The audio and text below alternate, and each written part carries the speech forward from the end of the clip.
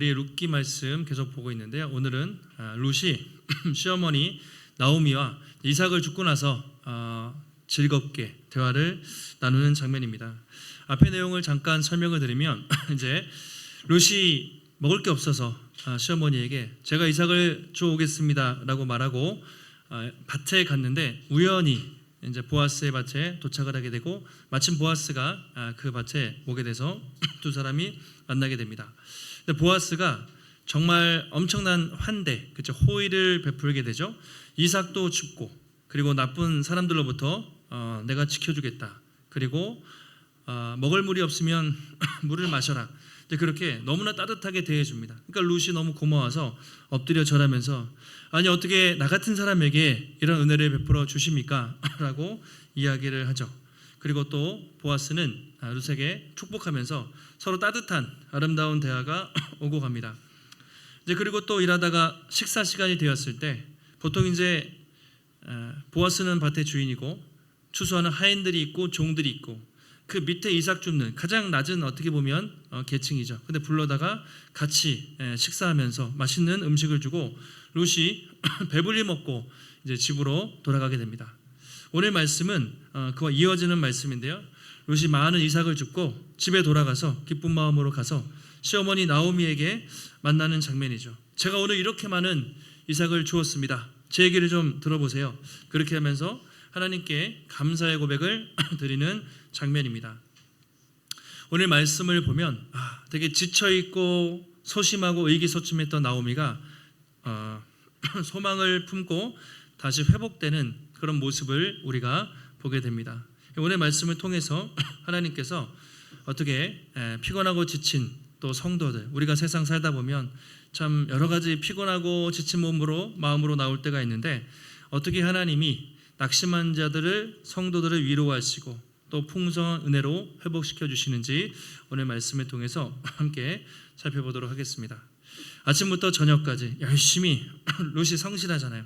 열심히 일을 했는데 보니까 이만큼 얻었어요. 성경에서 17절에 이렇게 말하죠. 룻이 밭에서 저녁까지 줍고 주운 것을 다 이렇게 재보니까 어떻게 됐습니까? 보리가 한 에바쯤 되었다. 이렇게 말하고 있습니다. 한 에바. 에바가 이제 지금은 우리가 잘 안 쓰는 용어인데 현재 용어로 계산해 보면 22리터, 23리터 정도 된대요.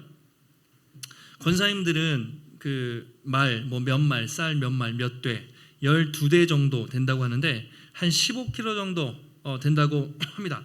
그러니까 이삭을 막 줍고 주었는데 해보니까 여러분 쌀푸대가 보통 10kg, 20kg짜리 있잖아요. 그 20kg면 꽤 무겁잖아요. 그만큼 꽤 많이 이렇게 주신 거예요. 보통 평균 사람들이 줍는 것보다 10배 이상. 여러분 이 정도면은 얼마 정도 먹었을까요? 보통 여러분 10kg, 20kg면 얼마 정도 드세요? 1주, 2주, 3주 어느 정도 이렇게 먹을 만한 양이잖아요. 하루 먹을 양이 아니라 몇 주는 먹을 만한 엄청난 양을 걷게 된 거죠. 그러니까 얼마나 기뻤겠습니까? 네. 모든 것이 하나님의 은혜였죠. 룻이 성실하게 일하고 보아스가 호의를 베풀고 그 결과 정말 엄청나게 많은 이삭을 주어서 돌아오게 된 것이죠. 그러니까 몸은 되게 피곤했겠죠. 룻이 아침부터 저녁까지 하루 종일 일하고 힘들었겠지만 그 무거운 그 이삭을 주우면서 얼마나 기쁜 마음으로 돌아갔을까, 그렇죠? 그런 생각을 하게 됩니다. 그래서 막 이게 주워가지고 간 거예요. 그런데 시어머니는 뭐 하고 있었겠습니까? 걱정하고 있었겠죠. 아침에 이 며느리를 보냈는데 그 이삭은 과연 몇 개라도 주었을까? 사람들이 무시하지 않았을까? 쫓겨나지 않았을까? 이상한 사람들에게 희롱당하지 않았을까? 별의별 생각을 다 했을 텐데 룻이 엄청나게 많은 이삭 그리고 먹을 걸 가지고 온 거예요. 그리고 이렇게 됐죠. 시어머니에게 주운 것을 보이고 배불리 먹고 남긴 게 있었어요. 점심 먹을 때 보아스가 이만큼 줬는데 그걸 다 남겨놨다가 시어머니에게 준 것이죠. 얼마나 나오미가 기뻤겠습니까? 그러니까 룻은 확실히 엄친 며느리가 맞아요. 이런 며느리가 없잖아요. 자기가 열심히 일하고 그리고 막 싸워가지고 시어머니를 챙겨주는 그런 모습을 보여주고 있어요. 나오미가 얼마나 배가 불렀을까. 둘 다 며칠은 쫄쫄 굶었겠죠. 베들레헴에서 먹을 게 없어서 시어머니 제가 이삭 주러 가겠습니다 이렇게 한 거니까 아마 오랜만에 배부르게 풍성한 저녁 식탁이 아마 차려졌던 것 같아요. 그렇게 화기애애한 분위기 속에서 이렇게 두 사람이 식사하고 대화하는 모습을 볼 수가 있습니다. 우리는 여기서 하나님의 따뜻한 사랑, 헤세드가 얼마나 이 가정을 회복시키고 있는지를 볼 수가 있습니다. 룻기를 보면 룻기의 특징은 기적이 없다고 그랬잖아요. 출애굽기, 막 홍해가 갈라지고 만나가 내리고 막 메추라기 내리고 막 그런 기적이 하나도 없어요. 하나님이 극적으로 개입하시는 장면이 없어요. 하나님은 안 계신 것처럼 보입니다. 그런데 하나님이 한 사람 한 사람을 통해 보이지 않게 각 사람 뒤에서 그렇게 역사하고 계신 것이죠. 그러니까 하나님의 따뜻한 사랑이 계속해서 그 안에 흘러가고 있습니다. 보아스는 하나님의 그 사랑을 누구에게요? 룻에게 흘려보내고, 또 룻은 그 따뜻한 사랑을 누구에게요? 시어머니에게 흘려보내면서 사랑이 사랑을 낳고 또 사랑이 사랑을 낳는 따뜻한 사랑이 흘러가는 은혜의 선순환 그런 모습을 보여주고 있다는 것이죠. 근데 이게 우리가 그냥 읽을 수 있지만 이 배경이 언제였습니까? 룻기가 사사기, 룻기, 사무엘, 상하 이 사이에 있기 때문에 사사시대. 사사시대가 어떤 시대였습니까? 맨날 하나님을 반역하고 서로 싸우고 영적으로, 도덕적으로, 성적으로 타락한, 그러니까 한마디로 각자 도생의 시대였어요. 뭐 이렇게 따뜻한 사람들이 없었어요. 죽이고 죽이는 하나님의 말씀은 땅바닥에 떨어지고 무법한 시대가, 혼돈의 시대가 사사 시대였습니다. 그런데 그 시대에도 이렇게 좋은 사람들이, 이렇게 따뜻한 사람들이 있었다는 것이죠.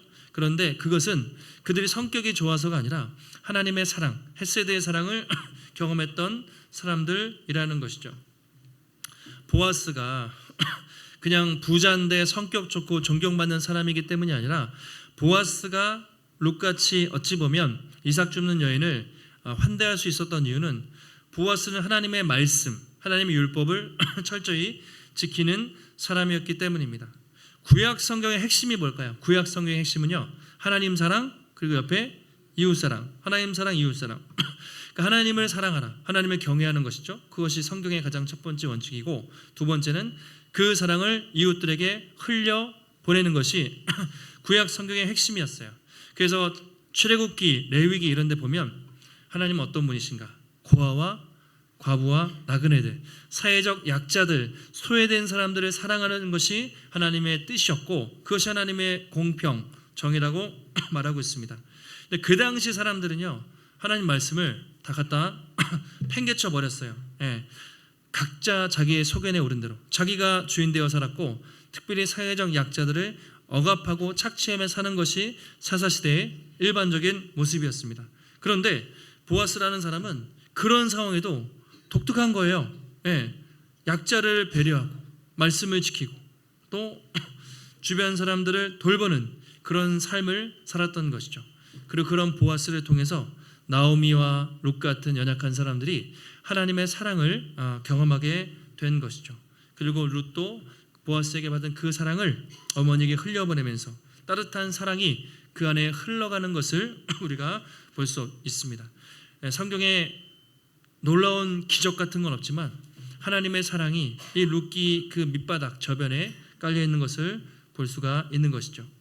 저는 오늘 룻기를 볼 때마다 그런 생각해요. 마음이 여러분 메마르고 참 우리가 힘들 때마다 룻기를 보면 참 마음이 따뜻해지잖아요. 이 말씀을 통해서 오늘날 우리 예수 믿는 사람들이, 성도들이 어떻게 살아야 되는가, 이 땅의 교회가 세상에서 어떤 모습이 되어야 하는가를 늘 생각하고 도전을 받게 됩니다. 우리가 지금 살아가는 세상, 이게 3,000년 전의 이야기죠. 거의 예수님 전 3,200~300년 전이니까 뭐 3,000하고도 300~400년 전이겠네요. 상당히 오래 전이에요. 그런데 그 당시나 지금이나 비슷합니다. 사사시대. 요즘 우리가 살아가는 시대가 영적 사사시대라고 할 수가 있죠. 겉보기엔 너무나 화려하고 편하고 좋아졌지만 영적으로 볼 때는 그때나 지금이나 큰 차이가 없는 것 같아요. 우리가 주중에 만나는 분들, 여러분이 직장에서 만나는 동료, 여러분들이 집에서 만나는 가족들, 여러분들이 세상에서 만나는 이웃들, 물론 좋은 분들도 계세요. 그런데 좋은 사람도 좀 있지만 각박하잖아요. 나 혼자 살기도 너무 힘들기 때문에 치열한 경쟁 속에서 다른 사람들을 돌아볼 겨를이 없어요. 그냥 나 혼자 간신히 살아가는 것이 세상의 모습이죠. 그래서 다 그렇게 살아간단 말이죠. 룻기를 보면 우리가 성도로서, 예수 믿는 성도로서 하나님의 사랑을 경험한 사람들이 세상에서 어떤 모습으로 살아가야 하는지, 또 이 땅의 교회가 어떤 공동체를 이루어가야 하는지를 우리가 깨닫게 됩니다. 정답은 이것이죠. 하나님의 사랑을 받은 자로서 가정에서, 직장에서, 세상에서, 교회 안에서 흘려 보내는 것이죠. 요즘 새벽마다 요한 1서를 보고 있습니다. 금요일에는 요한 계시록을 보고 있는데, 요한 1서의 주제가 뭐죠? 핵심 주제, 서로 사랑하라. 그러니까 하나님께 먼저 사랑을 받았으니 너희도 서로, 여러분들도 사랑하십시오. 하나님께 받은 그 사랑을 흘려보내십시오. 계속 그 얘기만 나오잖아요. 사랑하라, 사랑하라, 사랑하라. 그래서 요한의 별명이 사랑의 사도가 된 것인데, 요한 1서 3장 16절 우리가 그러니까 1부 때도 말씀드렸지만 요한 복음 3장 16절은 여러분들이 잘 아시지만 잘 암송하시죠. 하나님은 세상을 이처럼 사랑하사 독생자를 주셨으니, 너무나 중요한 복음인데 요한 1서 3장 16절은 우리가 잘 몰라요. 별로 인기가 없는 말씀인데 근데 중요하죠. 같이 한번 요한 1서 3장 16절 같이 한번 읽겠습니다. 그가 우리를 위하여 목숨을 버리셨으니 우리가 이로써 사랑을 알고 우리도 형제들을 위하여 목숨을 버리는 것이 마땅하니라. 아멘. 여기서 아멘 잘 안 되시죠? 요한복음 3장 16절 하면 하나님은 세상을 이처럼 사랑하사 독생자를 주셨으니 멸망치 않고 구원받았습니다. 아멘 잘 나오는데 요한일서 3장 16절 읽으면 아멘 이렇게 될까 말까요? 왜냐면 부담스럽잖아요. 하나님이 우리 위해서 목숨을 버리셨으니 우리가 여기서 사랑을 알고 형제를 위해서 목숨을 버리는 것이 마땅하니라. 얼마나 부담스럽습니까? 목숨을 버리라. 그러니까 이제 사랑의 핵심인데, 사실 목숨을 버린다는 것에 너무 연연하지 마시고 하나님께 받은 사랑을 흘려보낸다. 그래서 요한이 그 뒤에 이렇게 말해요. 형제를 사랑하는 것이 어떤 것인지 요한일서 3장 그 16절 이후에 이렇게 말합니다. 만약에 누가 재물이 있어요. 돈이 있는데 어떤 사람이 굶고 있어요. 가난해요. 힘든데 그것을 보고도 도와줄 마음이 없으면 어떻게 하나님의 사랑이 그 속에 거하겠느냐. 우리가 목숨을 바치는 그런 사랑까지 아니라도 내가 도울 수도 있단 말이죠. 근데 형제가 어려운데 무관심해 아무것도 하지 않는다면 과연 그 속에 하나님의 사랑이 거한다고 할 수 있겠는가. 그래서 이렇게 말하죠. 자녀들아, 우리가 말과 혀로만 사랑하지 말고 행함과 진실함으로 사랑하자, 이렇게 말하는 것이죠. 입술로만 겉모습만이 아니라 행함으로 실천하고 진실한 순수한 동기로 사랑하라고 그렇게 말하고 있습니다. 요한일서 3장 23절에도 요한이 이렇게 말해요. 같이 한번 우리 한 목소리로 읽겠습니다. 그의 계명은 이것이니 곧 그 아들 예수 그리스도의 이름을 믿고 그가 우리에게 주신 계명대로 서로 사랑할 것이니라. 아멘. 하나님의 말씀은 두 가지라는 거예요. 첫 번째, 그 아들 뭐죠? 예수 그리스도의 이름을 믿는 것, 믿음입니다. 두 번째, 그가 우리에게 주신 계명대로 서로 사랑할 것이라, 이렇게 말하고 있습니다. 첫 번째는 믿음이에요. 예수님을 잘 믿는 것. 그 당시 초대교회에 이단들이 많았거든요. 적그리스도. 그래서 진리를 분별하기 위해서 예수님을 제대로 믿는 믿음이 중요합니다. 그리고 두 번째로는 하나님께 받은 그 사랑을 흘려보내면서 서로 사랑하는 것. 보세요. 믿음은 좋은데 사랑이 없어요. 얼마나 그 사람 차갑겠어요. 자기 혼자 믿음 좋은데 사랑이 없어. 너무 차갑죠. 근데 사랑은 있는데 믿음이 약해요. 막 흔들려요. 그것도 어렵죠. 그래서 하나님에 대한 올바른 믿음, 그리고 형제에 대한 사랑, 이것이 성도에게 가장 중요하다라고 그렇게 말하고 있습니다. 그리고 우리가 그렇게 서로 사랑할 때 뭐라고 하죠? 사람들이 너희가 내 제자인 줄 알리라. 그러니까 예수 믿지 않는 사람들이 야, 저 사람 하나님의 사람들이구나, 제자구나 라고 할 수 있는 건 다른 게 아니라 서로 사랑할 때, 그 사랑은요 세상에 없는 사랑인 것이죠. 서로 아껴주고 사랑하는 그 사랑을 볼 때 비로소 사람들이 우리에게 없는 그것이 있구나, 저들이 예수님의 제자구나 라는 것을 깨닫게 된다는 것이죠.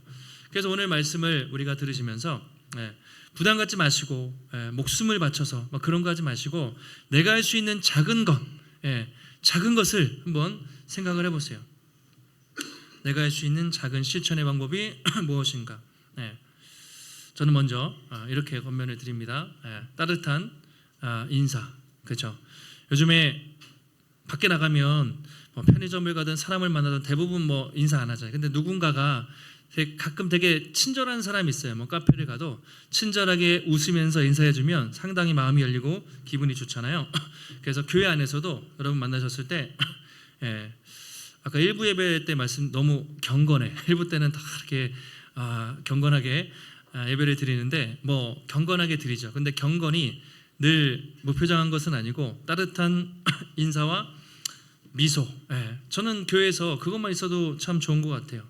그리고 여러분 사랑방을 하실 때 맨날 섬김이 이끄미들은 늘 뭘 줘야 된다는 부담감이 있단 말이에요. 근데 내가 리더가 아니라도 커피를 가끔 쏘는 거죠. 오늘 제가 뭘 사겠습니다. 작은 것, 작은 미소와 작은 말 한마디와 그런 것들이 사실 공동체를 따뜻하게 해요. 그래서 큰 것이 아니라 옆 사람을 보시고 나중에 꼭 미소를 한번 지어보시기 바라요. 인사하시면서 미소를 짓고 먼저 말을 건네고 그게 헤세드가 흘러가는 거죠. 큰 게 아니라. 그래서 우리 교회 안에 이렇게 예배를 드릴 때 또 누군가가 처음 방문했을 때, 그렇죠? 처음 방문하시는 분도 있고 다녀가는 분도 있고 내가 교회에 등록을 해야 될까 고민하는 많은 분들이 지나가시는데 그때마다 와, 이 교회는 정말 따뜻하구나. 그걸 직감하거든요, 사람들은. 근데 무표정하고 와도 인사도 없고 그러면 그런 교회는 다니지 않겠죠. 그래서 환대하는, 우리가 서로 사랑으로 섬기며 누군가가 이곳에 왔을 때 세상이 없는 그런 따뜻한 사랑을 느낄 수 있는 따뜻한 사랑이 흘러가는 그런 사랑의 공동체가, 사랑의 성도님들이 되시기를 주님의 이름으로 축복합니다. 이제 많은 이삭을 주었어요.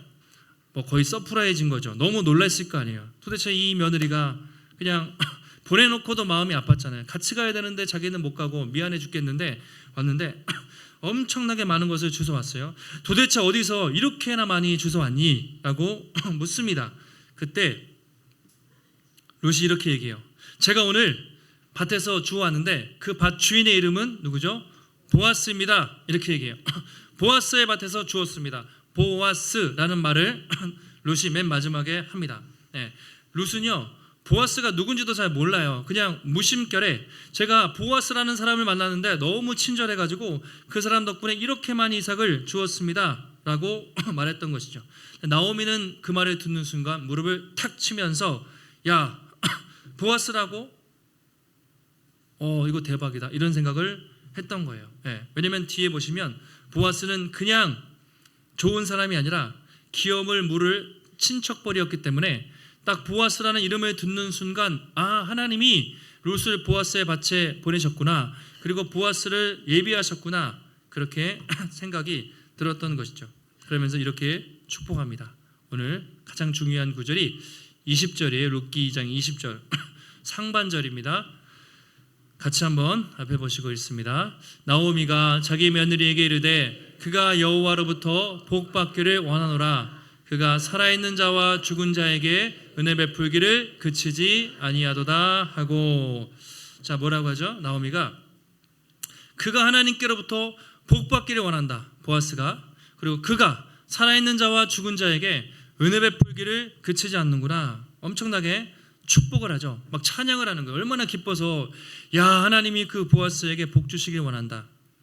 두 번째, 그가 살아있는 자와 죽은 자에게 은혜 베풀기를 그치지 않는다. 이 그라는 게 누구인가에 대해서 사실 그라는 말에 여호와라는 말이 들어갈 수도 있어요. 하나님이 또 은혜 베풀기를 그치지 않는다. 또 보아스가 들어갈 수도 있습니다. 문법적으로 볼 때 보아스가 은혜 베풀기를 그치지 않는다. 이제 두 가지 견해가 있는데 이렇게 우리가 절충적으로 볼 수 있을 것 같아요. 하나님도 될 수 있고 보아스도 될 수 있는데, 하나님은 우리에게, 사람들에게 복을 주실 때 다이렉트로 하늘에서 뭐가 뚝 떨어지는 게 아니잖아요. 하나님이 택한 사람들을 통해서 은혜를 주시죠. 그래서 하나님이 보아스를 통해서 나오미에게, 룻에게 은혜를 주신다라는 것을 알 수가 있습니다. 그래서 은혜 베풀기를 그치지 않는다. 은혜, 이게 헤세드라는 말이에요. 우리가 계속 말하지만, 그래서 은혜라는 말보다는 자비 또는 인자, 인애라고 번역되어 있는데, 그렇게 번역하면 우리가 더 잘 알아듣겠죠. 그래서 룻기의 제일 중요한 단어가 헤세드라는 말이었잖아요. 자비, 인애 또는 인자, 이렇게도 번역할 수 있는데 뭐 다양하게 번역이 돼요.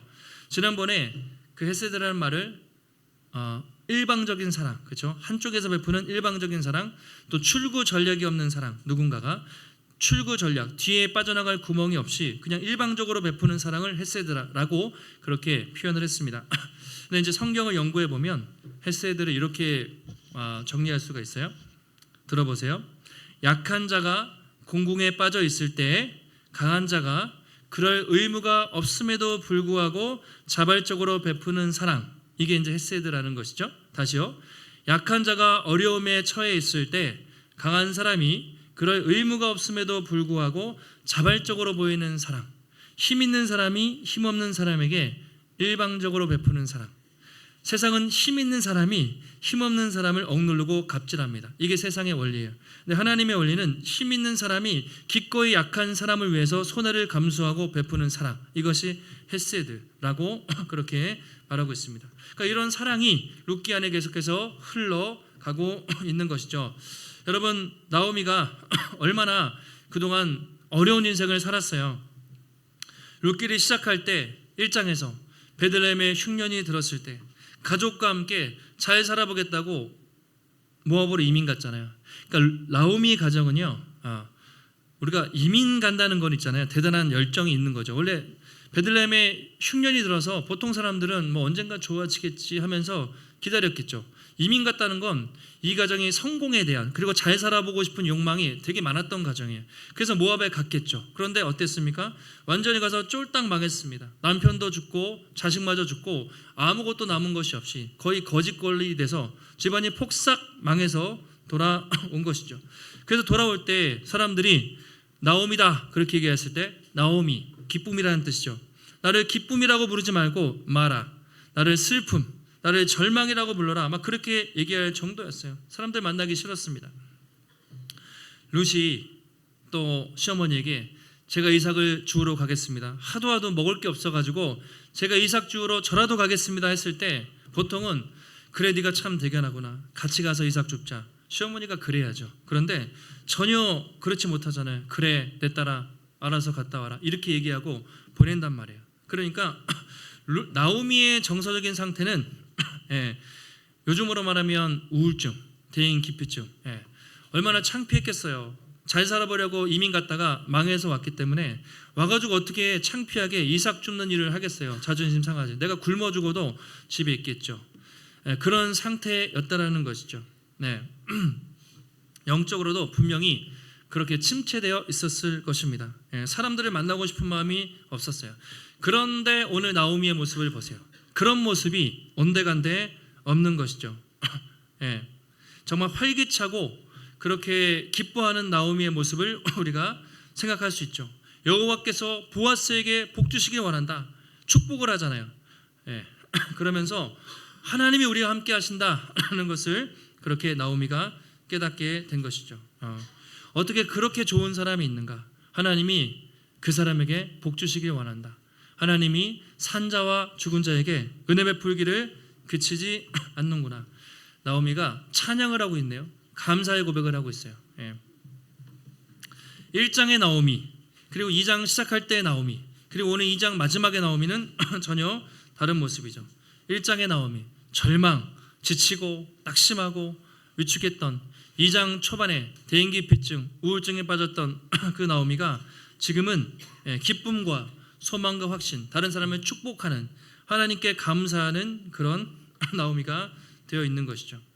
나오미는 보아스라는 이름을 듣는 그 순간 하나님께서 함께 하시는구나, 하나님께서 우리를 회복시켜 주시겠구나 라는 것을 직감하게 됐습니다.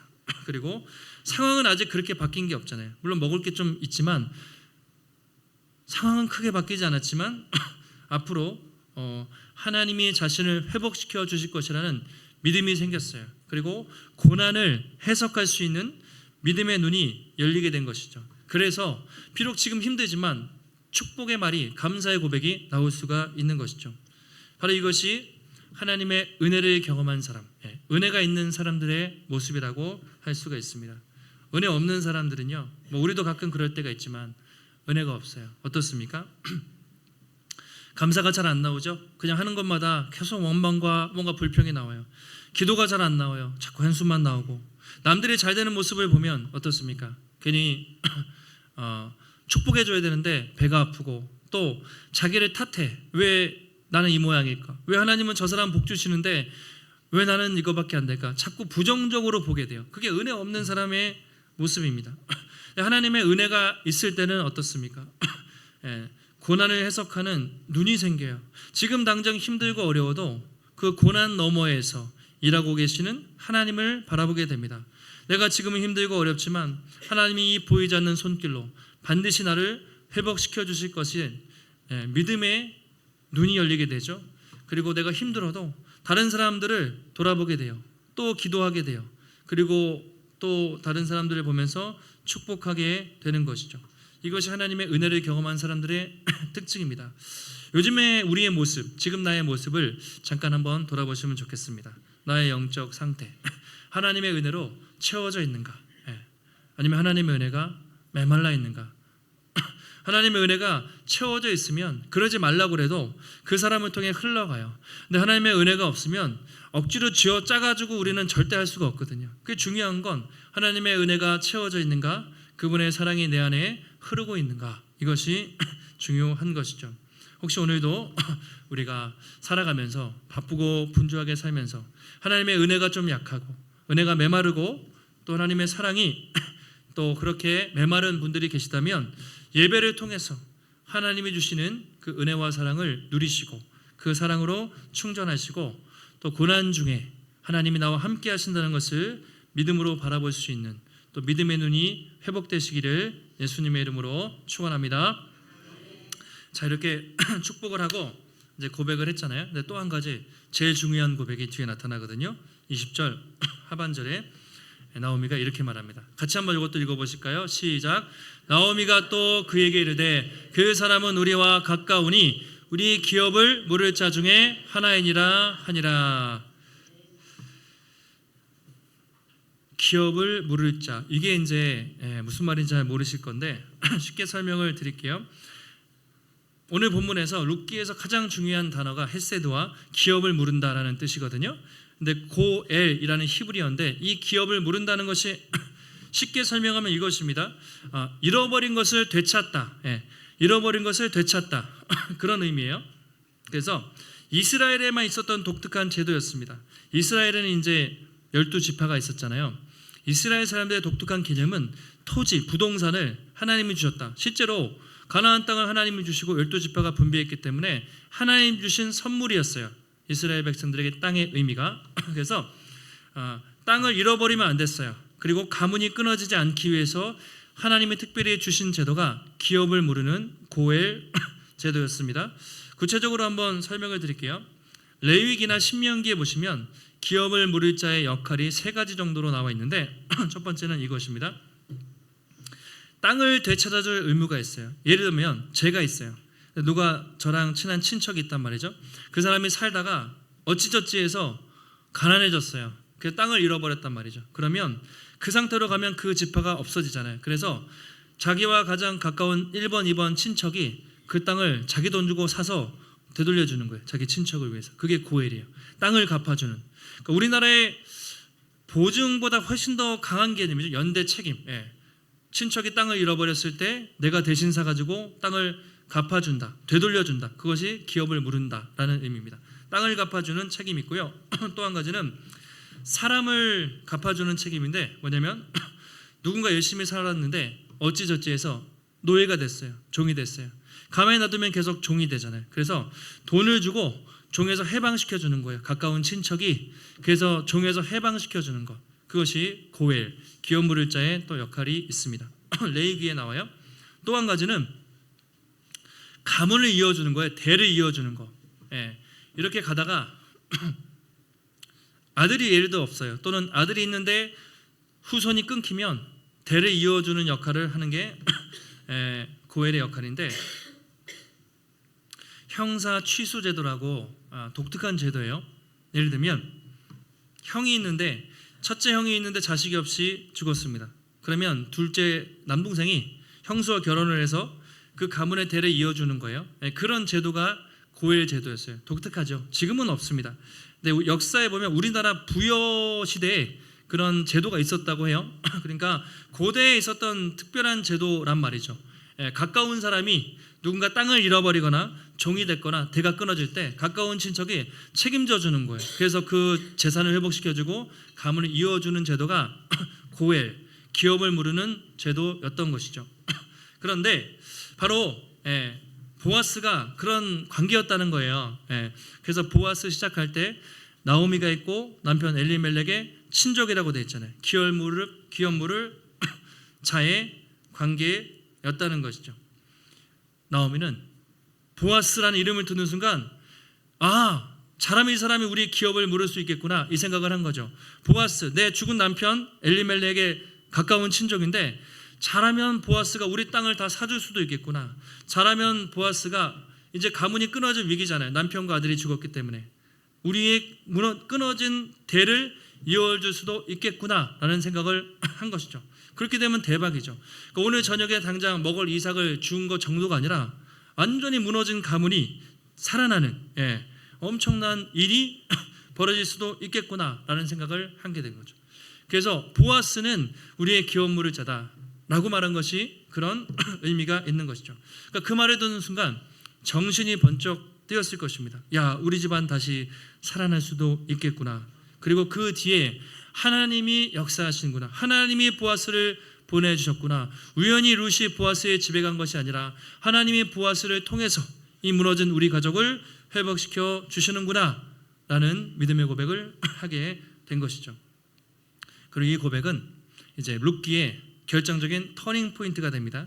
오늘 이 고백 이전의 나오미와 이 고백 이후의 나오미는 완전히 달라요. 1장에서 아까 말씀드렸지만 좌절하고 낙심했죠. 2장 시작할 때도 의기소침했습니다. 근데 여기서 딱 하나님의 은혜를 발견했어요. 회복이 됩니다. 그러면서 3장에서는 나오미가 룻에게 시켜요.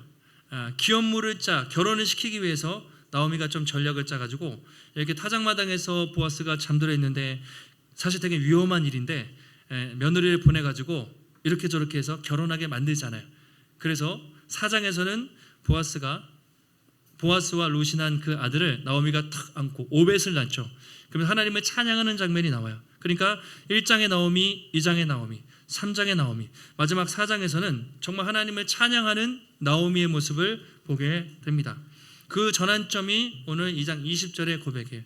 하나님이 우리 가정을 버리지 않으셨구나. 내 가정을, 나를 기억하고 계시구나. 그래서 이렇게 얘기하죠. 앞으로 남은 기간 동안 보아스의 밭에 가서 열심히 일하고 이삭을 주우라, 그렇게 말합니다. 그리고 룻이 이렇게 순종을 하죠. 마지막 23절인데요. 같이 한번 23절 말씀을 함께 읽습니다. 이에 룻이 보아스의 소녀들에게 가까이 있어서 보리 추수와 밀 추수를 마치기까지 이삭을 주우며 그의 시어머니와 함께 거주하니라. 아멘. 자, 어떻게 됐습니까? 룻이 보아스의 밭에 계속 나갔습니다. 추수와 보리 추수, 밀 추수를 마칠 때까지. 보리 추수와 밀 추수는요, 우리의 4월 말부터 6월 초까지 한 8주 정도 했대요. 두 추수가 다 끝나려면 이삭 줍는 기간이 한 달 반 정도, 거의 2달 가까이 이제 그렇게 했던 거죠. 그때까지 룻은 매일 나갔습니다. 보아스의 마당에 가서 보리 이삭 줍고 또 밀 이삭 주우면서 2달 가까이를 그렇게 열심히 하면서 시어머니를 봉양을 했던 것이죠. 그리고 이제 딱 그게 끝났을 때 나오미가 룻에게 타작마당, 타작을 하니까 추수가 끝났다는 거잖아요. 딱 이렇게 머리를 써가지고 보아스를 둘이 만날 수 있게 연결을 하고, 그렇게 두 사람이 결혼하고 기업을 무르게 되면서 이제 가문이 완전히 회복되는, 다윗의 가문이 탄생하는 놀라운 역사가 나타나게 된 것이죠. 여러분, 오늘 우리가 룻기를 처음 봤을 때 1장에서 나오미의 그 모습, 그리고 하나님이 나를 괴롭게 하셨다, 하나님이 나를 고통스럽게 하셨다, 절망과 한숨으로 시작했습니다. 또 2장 처음 시작할 때 일기소침하고 우울증에 빠져 있었던 혼자 며느리가 이삭주로 간다고 했는데 돕지 못하는 그런 모습을 또 보았습니다. 그러나 하나님은 보아스라는 사람을 예비하셨고 그를 통해 먹을 양식을 주셨어요. 하루살이 인생이었단 말이에요. 오늘 이삭을 못 주면 굶어 죽을 수도 있었는데 그냥 20kg 정도 엄청나게 많은 이삭을 죽게 하셨습니다. 더 나아가서 보아스를 통해서 기업을 물을 자를 만나게 하세요. 나중에 기업이라고 생각하면 이것이죠. 땅, 부동산, 그 잃어버렸던 땅을 다시 회복시켜 주시고 또 가문까지 회복시켜 주시는 놀라운 은혜를 경험하게 되는 것이죠. 이렇게 하나님은 나오미의 인생을 돌봐주셨습니다. 나오미 입장에서는 내 인생이 너무 쓰디쓰다, 내 인생이 너무 고통스럽다 했지만 하나님은 그 뒤에서 보이지 않게 택한 사람들을 통해서 놀라운 회복을 준비하고 계셨던 것이죠. 우리 오늘 이 보아스를 통해서 우리도 인생을 살면서 실망에 빠지고 고난과 어려움에 빠질 때가 있습니다. 그때 우리에게 필요한 분이 누구신가? 우리의 진정한 기업을 물을 자, 보아스보다 더 위대하고 놀라우신 예수 그리스도를 우리가 기억해야 하는 것이죠. 예수님은 우리를 구원하기 위해서 하늘의 보좌를 버리시고 이 낮은 땅에 오셔서 우리를 위해서 십자가에서 죽으시고 자기의 생명을 주심으로 우리에게 먹을 양식, 한 끼 먹을 양식이 아니라 영원한 생명을 주셨습니다. 예수는 우리에게 에바, 이렇게 한 에바 정도, 그 정도 주신 것이 아니라 우리에게 영원한 생명을 주셨고 또 우리에게 보아스의 밭, 식탁을 예비하신 것이 아니라 우리에게 영원히 비교할 수 없는 하나님의 나라, 천국을 예비하여 주신 것이죠. 우리가 인생을 살면서 고난이 찾아올 때마다, 고난이 찾아오죠. 그때마다 우리에게 가장 좋은 것을 주신 예수 그리스도, 주님을 바라보게 되는 것이죠. 그래서 바울이 로마서 8장에서 이런 고백을 합니다. 자기 아들을 아끼지 않으시고 우리 모든 사람을 위해서 내어주신 이가 어찌 그 아들과 함께 모든 것을 우리에게 주시지 않겠느냐. 만약에 하나님이 자신의 가장 사랑하는 독생자 아들을 우리에게 주셨다면 우리가 인생을 살면서 우리의 부족하고 연약한 것들을 채워주시지 않겠느냐, 그렇게 말하고 있습니다. 여러분, 지금 우리가 처한 상황은 다 다르시죠. 인생의 어떤 분은 봄, 어떤 분은 여름, 어떤 분은 가을, 어떤 분은 겨울, 다 각자의 상황은 다르지만 하나님이 우리에게 공통적으로 주신 선물이 있습니다. 이 세상에서 가장 귀한 선물, 가장 소중한 예수 그리스도를 우리는 이미 받은 줄 믿습니다. 우리 이미 사실은 성경에서 말하는 건 이거예요. 너는 이미 가장 큰 것을 받았다. 너희는 이미 가장 소중한 것을 받았다. 우리는 이미 영생을 얻었고 우리 앞에 이 땅에서 비교할 수 없는 영원한 천국, 하나님의 나라를 우리는 받은 줄로 믿습니다. 한 주간 세상을 살면서 인생의 풍파, 또 고난, 흉년이 찾아오더라도 결국은 우리 위해서 생명을 주신 그 하나님께서 우리의 필요를 채우시고 때를 따라 돕는 은혜로 우리를 채우시고 또 모든 것을 합력하여 선을 이루실 것을 잘 기억하시고 날마다 하나님께 감사하며 또 우리가 받은 그 사랑을 우리 주변에, 여러분들이 가는 가정에, 여러분들의 직장에, 세상에, 그리고 무엇보다 이 공동체 안에서 아름답게 흘려보내는 하나님의 사랑과 햇새들이 흘려보내는 축복의 통로로 살아가시기를 예수님의 이름으로 축원합니다. 하나님 감사합니다. 오늘도 우리에게 거룩한 주일을 허락하시고 하나님 예배를 통해서 주님의 귀한 말씀을 깨닫게 하시니 감사를 드립니다. 나오미의 인생 잘 살아보겠다고 열심히 살고 발버둥 쳤지만 결국 하나님 풀리지 않는 인생이었지만 하나님은 그의 인생에 보아스라는 사람을 예비하시고 하나님의 택한 사람들을 통해 그에게 먹을 것을 주시고 그의 집안을 회복시켜 주시고 그의 인생을 구원하시는 하나님의 놀라운 손길을 봅니다. 하나님, 우리도 이전에 하나님을 믿기 전에 세상에서 소망 없는 그런 사람들이었으나 예수 그리스도 하나님께서 우리를 택하시고 값없이 의롭다 하시고 생명 주심으로 하나님의 자녀 삼으시고 영원한 생명 주신 그 은혜에 감사하며 살기 원합니다. 인생의 풍파와 어려움이 찾아올 때에도 하나님 이미 주신 그 사랑을 기억하며 고난이 찾아올 때에도 이 고난 너머에서 역사하시는 회복을 준비하시는 하나님의 놀라운 손길을 바라보며 또 믿음으로 살게 하시고, 또 우리 주변에 하나님 메마른 세상입니다. 하나님 정말 자기중심적으로 살아가는 그 세상에서 하나님의 사랑을 받은 그 사람들로서 하나님의 사랑과 햇새들을 흘려보내며 살아갈 수 있는 축복의 통로가 될 수 있도록 하나님 붙잡아 주시옵소서. 우리도 주님 전에 나올 때 우리의 마음과 정성을 다해 귀한 예물 드립니다. 하나님 드려진 모든 손길들마다 축복하여 주시옵고, 하나님 우리의 인생 허락한 모든 것이 하나님의 것입니다. 먼저 하나님의 나라와 의를 구하며 살아갈 때 우리 인생에 부족함 없이 풍족하게 채우시는 하나님의 귀한 손길을 날마다 경험할 수 있도록 인도하여 주시옵소서. 한 주간 주님과 동행하며 승리케 하시기를 간구하오며 존귀하신 예수님의 이름으로 기도하옵나이다. 아멘.